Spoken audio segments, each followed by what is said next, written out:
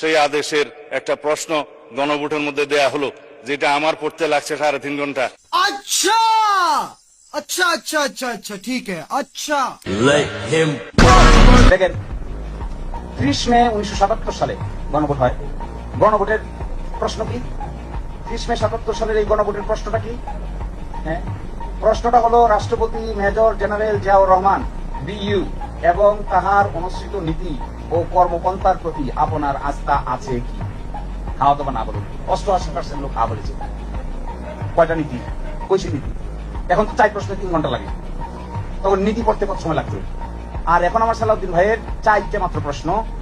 ছাত্র অবস্থায় মনে হয় ভালো ছাত্র ছিল না।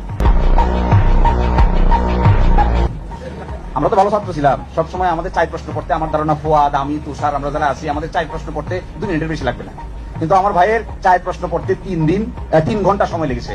আমার মনে হয় আবার লেখাপড়া শুরু করা দরকার।